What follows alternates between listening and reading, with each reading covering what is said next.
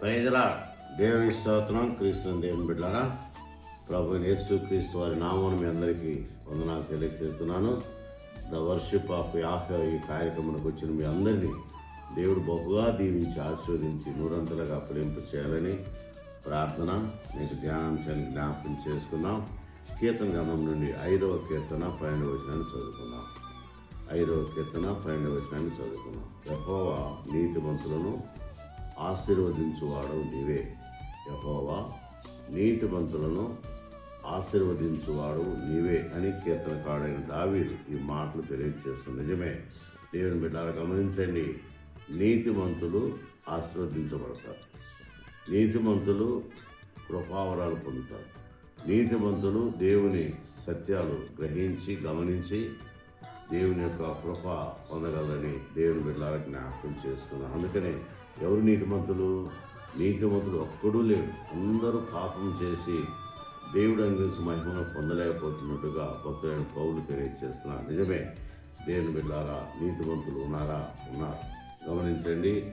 ఆదికాండం 15వ అధ్యాయము 6వ వచనం గమనిస్తే ఈ మాటలు మనం జ్ఞాపకం చేసుకున్నాం. ఆదికాండము 15వ అధ్యాయము గమనించండి. 6వ వచనంలో చక్కని సందేశము చూస్తున్నాం. అబ్రాహాము యెహోవాను నమ్మెను, అది అతని నీతిగా ఎంచబడి. అబ్రహాము యెహోవాను నమ్మెను, అది అతనికి నీతిగా ఎంచబడి. కాబట్టి నీతివంతులకున్న గొప్ప ధన్యత ఏంటంటే నమ్మిక. నమ్మాలి. నమ్మితే దేవుడు ఆశీర్వాదాలు కుమ్మరిస్తాడు. అబ్రహాము దేవుని నమ్మాను, అది అతనికి నీతిగా ఎంచబడ్డట్టు చూస్తున్నాం. నిజమే దేవుని బిడ్డ గమనించండి. నమ్మిక అనేది చాలా ప్రాముఖ్యం. నువ్వు నమ్మితే దేవుని మహిమ చూతువని ప్రభువే చెప్పాడు. నమ్మువారి సమస్తము సాధ్యమే. కనుక దేవుని బిడ్డలారా గమనించండి.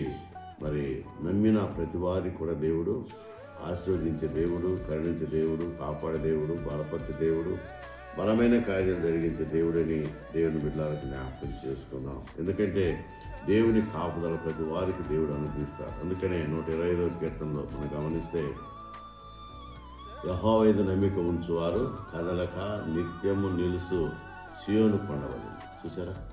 ఎవరైతే యెహోవాను నమ్ముతారో వారు కొండలాంటి నమ్మకం వారికి ఉంటున్నట్టుగా దేవుని వైపు జ్ఞాపకం చేసుకుందాం. అందుకనే యెహోవా యందు భయభక్తులు గల వారిని ఆయన ఆశీర్వదించడం మాత్రమే కాదు, యెహోవా యందు నమ్మిక ఉంచువారు కదలక నిత్యము నిలుసు కొండలాగా ఉంటారు. కొండ ఎంత బలంగా ఉంటుందో మరి నీతిమంతులు కూడా నమ్మిక ఉంచువారు కూడా అంత ఉంటారు. అంత మాత్రం కాదు, యెరూషలేము చుట్టూ పర్వతం ఉన్నట్లుగా యెహోవా ఇది మొదలుకొని తన ప్రజల చుట్టూ ఉన్నాడు. దేవుడు ఇది మొదలుకొని తన ప్రజల చుట్టూ ఉంటాడు. కనుక నమ్ముతా, నీ వలన అయితే సమస్తం సాధ్యమే. యెహోవా యందు నమ్మిక ఉంచువారు కదలక నిత్యము నిలుసు సియోను కొండలాగా ఉంటారని దేవుని బిడ్డలకు జ్ఞాపకం చేసుకుందాం. కనుక యెహోవా యందు నమ్మిక ఉంచాలి.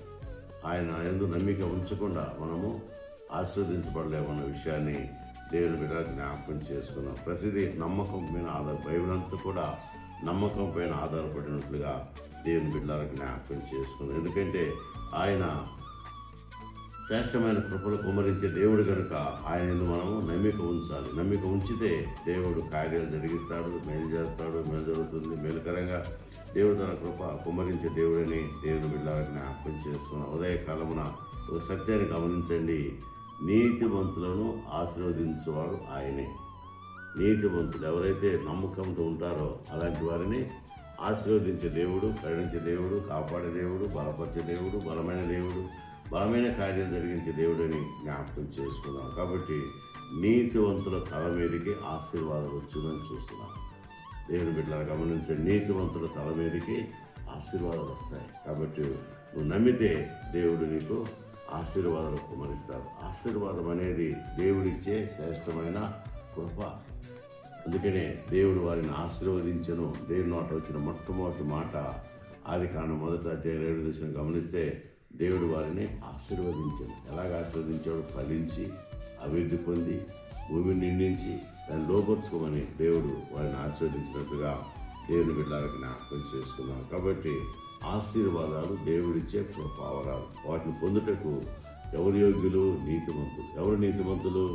యెహోవా యందు నమ్మిక ఉంచువారు నీతిమంతులు. కాబట్టి అలాంటి నీతిమంతులను యెహోవా ఆశీర్వదించి, కరుణించి, కాపాడి, బలపరిచి బలమైన కార్యాలు దేవుడు జరిగించాలని మనం కోరుకుంటున్నాం. ఉదయకాలమున దేవుని బిడ్డలారా గమనించండి, ప్రతిదినం మనము ద వర్షిప్ ఆఫ్ యాహ్వే కార్యక్రమంలో దేవుని స్వరం వింటున్నాం, దేవుని మాటలు వింటున్నాం.